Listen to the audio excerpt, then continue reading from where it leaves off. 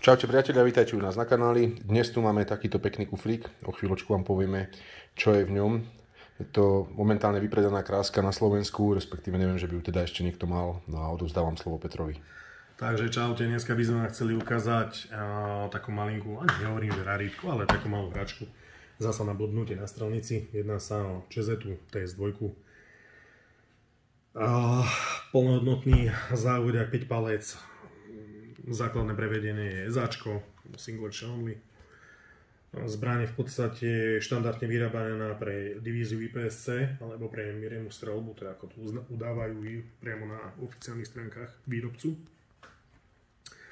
Čo sa týka tej zbrane, nejaké rozmery, výška zbrane je 147 mm, šírka 42 mm a dĺžka 225 mm. Šírka zbrane je zase veľmi relatívna. Je to hlavne kvôli poistkám, nakoľko napríklad aj tu je poistka klasická, zúžená a na druhej strane je veľká, rozšírená. To znamená, že rozmery tej zbrane treba brať trošičku s nadhľadom. Rozmer, alebo teda veličina s tou zbraňou, pri ktorej sa moc pohnúť nedá, čisté, je váha, to je 1,35 kg. To znamená, že naozaj to není na nosenie čistokrvný závodiak.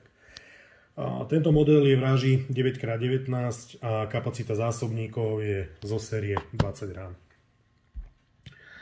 Cielnik je na tomto modeli pevný a na zbrani je nahodená svetlovodná mucha, ktorá je tam vlastne v základe.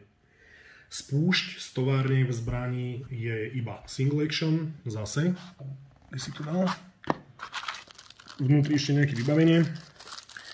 A vnútri sú aj diely, kde sa dá prerobiť, alebo teda vďaka ktorým sa dá tá zbraň prerobiť na tzv. SADA.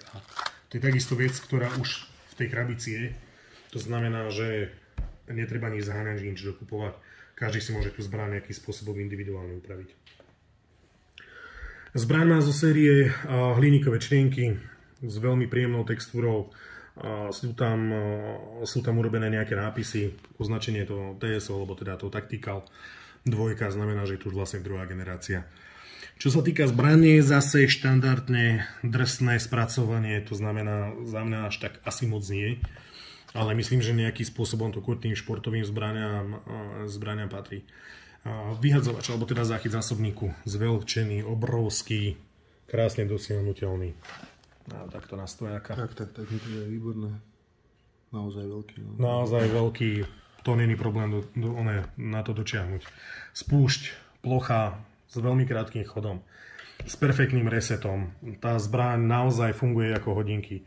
V spodnej časti je zo série urobený lievik, alebo teda na navázanie šachty zásobníka. Takisto bez problémov to funguje. A musím povedať, že po nejakej skúsenosti spred nejakým mesiacom, kde som z tohto, tak nie konkrétne z tejto zbrane, ale z tohto Tacticalu strieľal, mal som ho požičané od jednej mojej kamarátky, alebo teda známej. Musím povedať, že je to naozaj perfektná hračka. Nekope to, nerobí to nejaké blbosti, že by sa to krútilo. Tá zbraň sa chová v podstate ako trošku taká silnejšia malorážka. Dvojstrely z toho idú úplne neskutočne. To dá sa povedať, že keď človek ukáže prstom, tam tá guľa ide.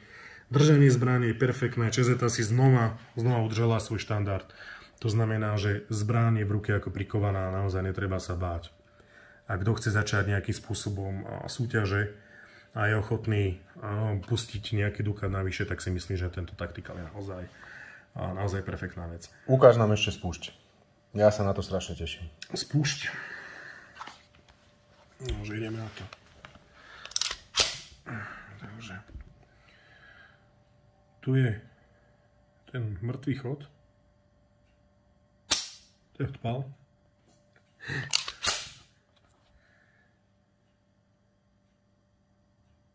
Reset. Bam. To je všetko. To je krásne. Od výroby. To je od výroby. Ja to poviem úplne jednoducho, až polopatia primitívne. Keď si niekto kúpi TS2 a nepôjde to s ňou, to už nepôjde s ničím. Proste, ak si toto niekto kúpi a nebude vedieť si poriadne nastrieľať, tak nech to predá a začne zbierať známky. Môj názor. Toto je tak vyladená a tak dotiahnutá zbraň z výroby, že je to jediná Cezeta, ktorú by som chcel. A to myslím úplne seriózne vážne. Pretože ja na tie čezety mám svoj názor, nejakým spôsobom mi to až tak nejako nesadlo, nepadlo do oka, ale toto TSO 2, ako je to bomba. Keď si človek predstaví, že zo série v podstate má tam 3 zásobníky po 20 rán, to si myslím, že už v podstate na nejakú jednoduchšiu súťaž úplne stačí, hlavne pre ten začiatok, aby sa nejakým spôsobom do toho dostal. Ovládacie prvky sú krásne veľké, dosiahnutelné, zbraň sa chová ukážkovo, naozaj nepozná veľa zbraní, ktoré by jej mohli konkurovať. A strieľal som zo Shadowu z dvojky, ktorá bola hodne upravená, hodne odladená, ale akože toto TSO z tej krabice, normálne zo série, ako je to bomba. To je neskutočná zbraň, naozaj, som z nej hotový. A to hovorím úplne bez akéhokoľvek zaváhania. Kto to chce, kto chce začať nejakým spôsobom so športovou streľbou a je ochotný naozaj do toho pustiť nejaký dukát navyše, určite neurobí s tým chybu. Toto je zbraň, kde keď to človek vyťahne z krabice, môže v podstate súťažiť.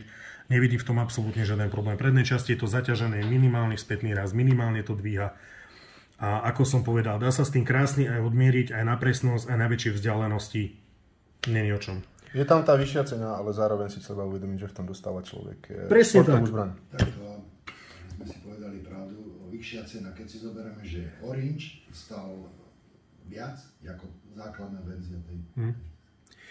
Veľmi správna poznámka. Zasa by som to povedal z druhej strany. Treba si uvedomiť jednu vec.